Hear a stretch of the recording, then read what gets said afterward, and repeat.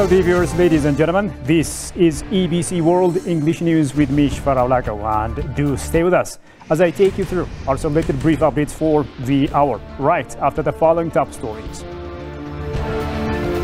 Ethiopian cargo service constitutes about 35% of Ethiopian revenue.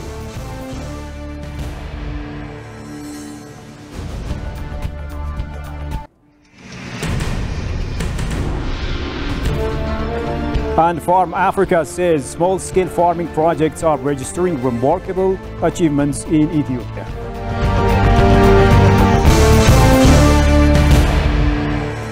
Now, Prime Minister Abiy Ahmed has named an 8-member recruitment committee to engage in the recruitment of nominees to the position of chairperson of the National Electoral Board of Ethiopia, NEBE. The recruitment committee, which has been made operational recently, will start receiving propositions from the public in accordance with Article 102 of the Constitution and the National Electoral Board of Ethiopia Establishment Proclamation number 1133/2019. The Prime Minister shall establish an independent committee that will engage the recruitment of nominees to membership of the Management Board. Accordingly, Taga has been appointed as chairman of the committee, whereas Professor Takatel Yohannes, Bayuh Bazabeh, Yohannes Banti, Kasaun Folo, Rgbe Gabra Hawaria, and Gidai Sheti, Engineer Malaku Zazo have been selected as members. It is to be recalled that former chairperson of NEBE, Burtukan Mideksa, resigned from the post on 26 June 2023.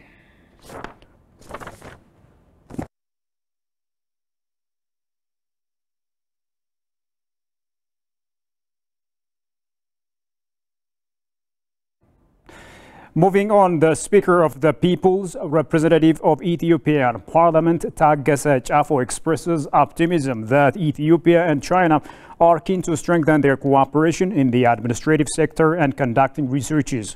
Speaker Taga made the remark while receiving a delegation of the Chinese National Academy of Governance led by Professor Gong Weibin, for China is willing to impart its expertise to Ethiopia. On the occasion, Professor Gong Weibin affirmed commitment of the National Academy of Governance of China to share its experience with Ethiopian higher institutions in fields of research and training. The Ethio-China relationship is based on a win-win non-interference principle on internal affairs and for mutual benefits. It was stated on the discussion that the Chinese National Academy of Governance will sign MOU with the African Leadership Excellence Academy.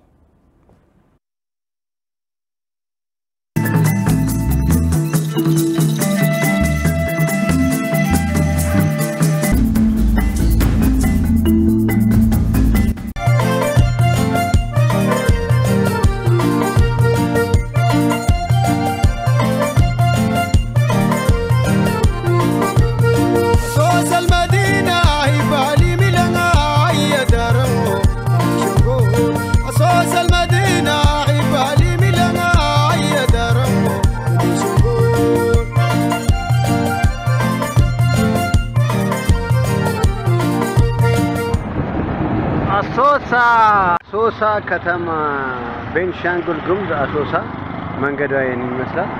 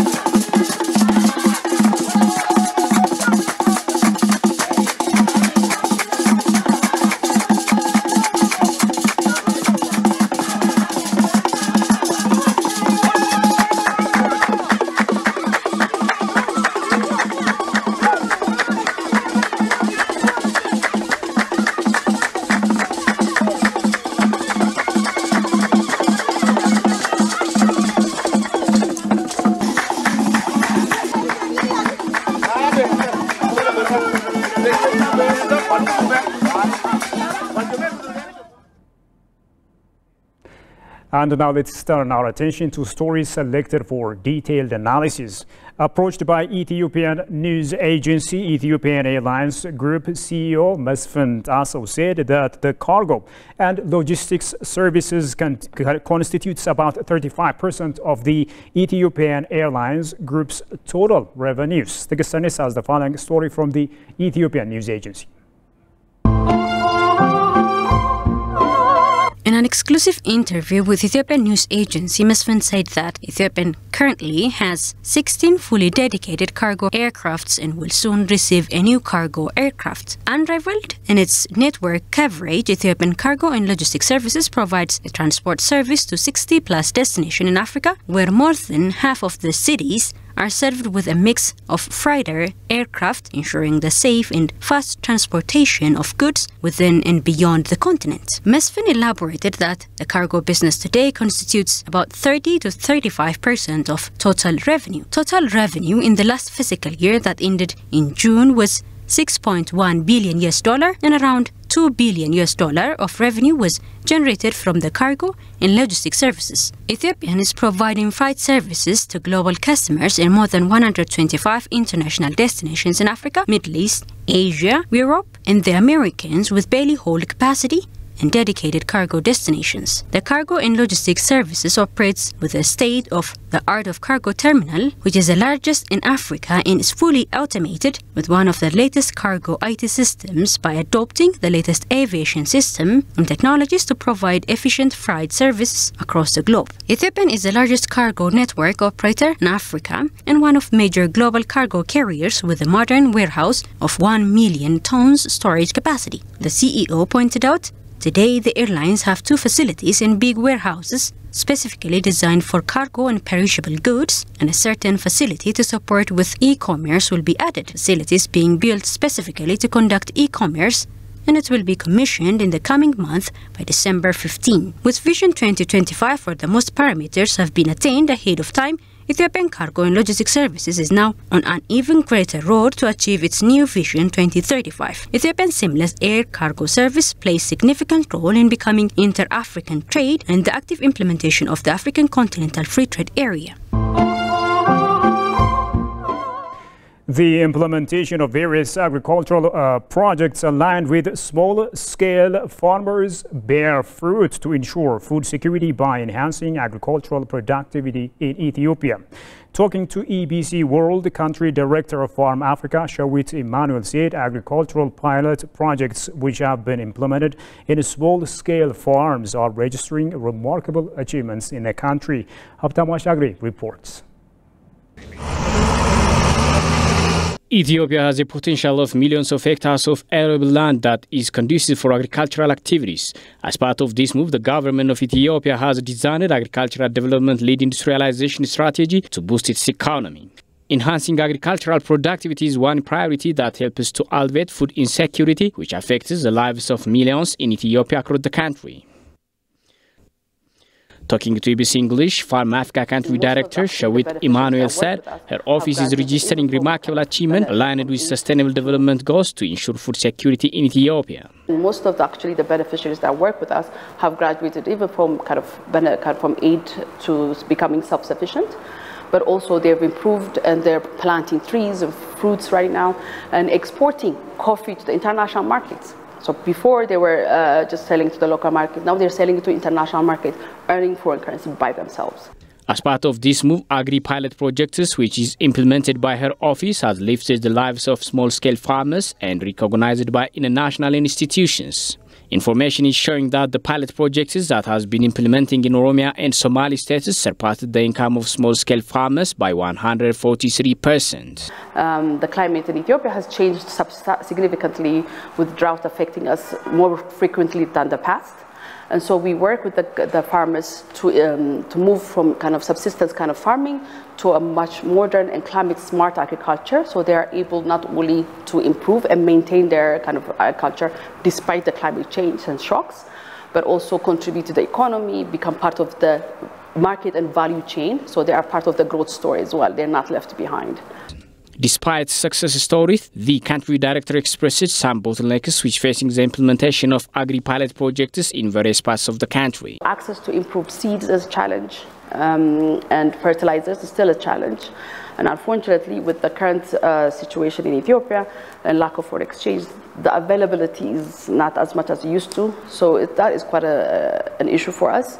And of course, availability of the local government is also an issue because, because of the situation, sometimes their attention is diverted, or you cannot find them on the ground. They're probably in trainings and so on. And so we have challenges in terms of the pace we want to continue. And of course, security disruption is a big challenge for us. FAM Africa is planning to expand its effective pilot projects into other regions so as to increase agricultural productivity by supporting small-scale farmers. And finally, Israeli defense troops say they have now taken control of Hamas' stronghold in the north of the Gaza Strip. It is 1 month since the surprise Hamas attack on Israel that left 1,400 people dead and around 240 others kidnapped. Shagama tells more on that from BBC News.